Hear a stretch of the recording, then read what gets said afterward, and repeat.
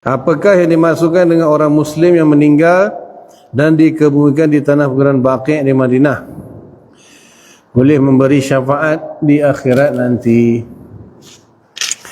Okay, bab syafaat tadi saya tertinggal tak bahas. Dia ada sekurang-kurangnya 5 jenis syafaat.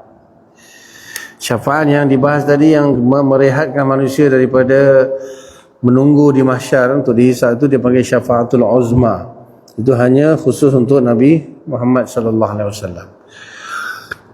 Yang kedua, syafaat untuk manusia yang dihisab tetapi disyafaati oleh Nabi tak jadi hisab, terus masuk syurga tanpa hisab. Okey? Asal dia memang kena hisab, sepatutnya kena hisab, tapi Nabi beri syafaat tak jadi, tak kena hisab, masuk syurga terus, lintas di sirat terus lah. Yang ketiga, dah dihisab, keputusan masuk neraka.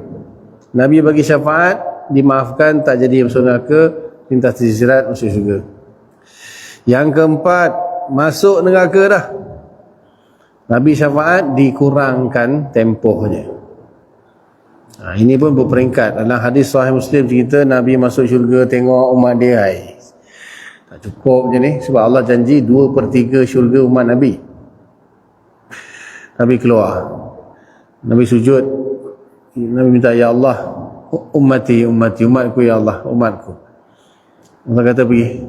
Allah kata, wahai Muhammad, pergilah engkau. Nabi pergi ke neraka, keluarkan sekumpulan besar umat dia daripada neraka. Malaikatlah tolong. Nabi minta malaikat yang keluarkan. Seorang-seorang dimandikan di Nahrul Haya.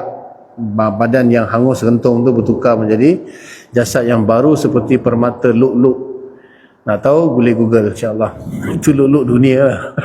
Lu'lu' akhirat tak tahu macam mana. Masuk syurga. Nabi tengok lagi, tak cukup lagi, keluar lagi, ya Allah, umatku. Allah kata, wahai Muhammad, pergilah. Kali kedua Nabi keluarkan lagi. Kali ketiga Nabi keluar syurga, pergi lagi, sujud lagi, minta Allah bagi. Kali keempat, lepas tu Allah kata, wahai Muhammad, cukup. Aku sendiri akan keluarkan umat kau daripada neraka, siapa yang dalam hatinya ada la ilaha illallah. Allah yang akan keluarkan dengan rahmat dia. Maknanya seolah-olah umat Nabi Muhammad ni semua akan masuk syurga. Tak ada seorang pun tinggal dalam neraka. Itu yang dalam surah Wadduha tu. Ulama kalau baca, imam baca surah Wadduha, happy.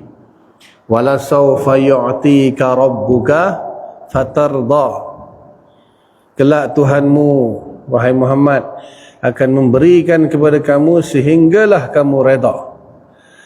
Ibn Abbas tafsirkan surah ni, dia kata la yarda Muhammadun wa wahidun min ummatihi finnar. Nabi tak akan redha selagi ada satu daripada umat dia dalam neraka. Maksudnya Nabi akan, ya Allah, keluarkan. Sebab tu kadang-kadang nak cerita macam ni tak boleh cerita kat luar sana, dia pun makin seronok lah. Tak apalah, tunggu je lah, akan diselamatkan juga akhirnya. Tapi tak tahu berapa lama tempoh tu menunggu nak diselamatkan tu. Kalau rasa sanggup, ambil lighter, bakar jari, tengok, okey je, tak ada apalah. Okey. Kemudian yang kelima, syafaat meningkatkan darjat di syurga. Dia mungkin duduk syurga satu level lah, lebih syafaat naik level lagi. Jarak dari satu level dengan satu level 500 tahun berjalan. Kita kalau duduk apartmen tingkat 1 naik tingkat 2 tak sampai berapa saat. Naik tangga kalau naik lift berapa saat je lah. Ini level 500 tahun baru sampai level seterusnya. Beza dia apa? Satu subhanallah je. Beza dia satu subhanallah je. Ada hadis cerita kan, dia tengok, kau punya syurga atasku setingkat je. Apa amalan kau? Tak tahu, yang masa yang aku teringat lah, masa Allah timbang amalan tu, malaikat timbang amalan tu, bezanya aku dengan kau satu subhanallah terlebih satu subhanallah je zikir kat dunia 500 tahun atas. Sebab di syurga sana, yang atas boleh turun bawah, yang bawah tak boleh naik atas kecuali dengan izin lah. Itu syafaat yang kelima. naikkan darjat di syurga. Ada lagi yang tambah syafaat yang namanya okey. Soalan dia, dalam 5 tadi yang hanya boleh menyelamatkan daripada neraka yang keempat tadi kan. Itu selain daripada Nabi, ada juga malaikat, hafiz Quran. Ada hadis dalam Tirmizi tu, walaupun hadis dhaif tapi boleh pakai. Hafiz Quran boleh selamatkan 10 orang di keluarga dia, tapi dengan syarat masa dia mati dia masih hafiz Quran. Bukan waktu kecil, waktu muda hafiz Quran, dah tua lupa semua, tak ada. Dia mati dan kadang dia masih menghafal 30 juzuk. 10 orang ahli keluarga dia boleh selamatkan. Yang lain ada yang kata ulama, ada yang kata tu bakit apa semua tu, dalil dia tak berapa kuat lah. Tapi akan ada manusia yang boleh mensyafaati orang lain.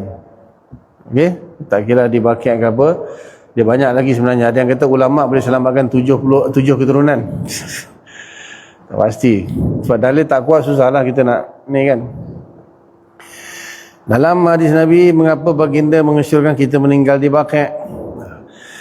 Jadi memang ada kelebihan tertentu lah. Bumi Madinah ni bumi yang diberkati, dia ada kelebihan yang tertentu. Sebab tu Nabi kata kalau boleh kamu doa dapat peluang mati di Madinah. Sebab ada kelebihan tertentu, adalah tu. Apakah ini masukkan dengan manusia yang muflih di akhirat nanti? Oh, ni hadis ni. Muflih maksudnya dia di dunia ni buat amalan banyak. Di dunia banyak buat amalan, tapi sampai di akhirat akaun kosong. Bukan kena scam. Bukan kena scam. Dia sendiri yang transfer amalan dia kepada orang yang dia mengumpat, orang yang dia zalimi, orang yang dia aniaya, tak kiralah anak ke, isteri ke, adik-beradik ke, mak ayah ke, kawan-kawan ke. Yang penting siapa saja yang dia zalimi, maka di sana nanti segala amalan dia akan disedekahkan kepada orang yang dizalimi tersebut sebagai bayaran, balasan. Tak cukup dosa orang tu pula dia kena ambil. Itu muflis nama dia. Muflis yang sebenarnya lah. Itu masalah tu kita kat dunia ni, kalau buat dengan orang masalah. Dengan Allah boleh minta ampun, Allah Maha Pengampun, kecuali syirik kan. Tapi dengan manusia, 1 sen aku tak halalkan. Siap kau. Kau tunggulah di akhirat nanti. Tapi kita tu lah, kita jangan jadi bodoh lah. Kita orang hutang kita, orang naya kita, orang zalim kita maafkan. Dan kita zalim orang, kita ambil harta orang, curi dia orang, kita pergi cari minta maaf. Kalau jumpa, tak jumpa, sedekah. Sedekah pahala, tak kira sedekah pahala dengan amalan ke, masuk tabung masjid, lepas tu sedekah. Ya, tapi kena doa lah, Imam Syafi'i kita kena doa. Ya Allah, aku dulu pengembat duit kawan aku masa duduk asrama tu. RM10. Ni cari tak jumpa. Cari habis semua Facebook, semua media sosial kan sekarang. Tak jumpa. Tanya-tanya entah, tak dapat kesan hari tu. Family apa semua tak tahu. Okeylah, sedekah lah. Sedekah, ya Allah, kau terimalah sedekah aku ini dan pahalanya aku sedekahkan kepada kawanku yang telah aku zalim dia, aku buat tu, aku buat ni dan sebagainya. Nanti sampai di sana nanti mahkamah sesama manusia, kes akan dibuka. Ya Allah, dia ada ni pernah curi duit aku lah macam ni, panggil. Allah kata okey, dia dah kat dunia dia cari kau nak bayar tapi tak jumpa. Dah usaha tak jumpa, tapi dia dah bayar pakai sedekah pahala. Ni dia pahala yang disedekahkan. Macam mana kau sedia maafkan dia? Kalau kau maafkan dia, aku bagi 10 bidadari ekstra. Hai. 10 bidadari ekstra macam? Okey. Kalau tak, akan bersambung lah. Kalau tak selesai. Jadi kita elok-elok dah masuk syurga cepat, disebabkan benda Allah tu jadi lambat. Sebab tu lebih baik kita mohon maaf dan maafkan. Di dunia ni biarlah kita orang tak maaf kita tu, tugas kita mohon maaf. Dan segala kesalahan orang sebelum tidur kan, dianjurkan sebelum tidur kita nak maafkan semua kesalahan orang.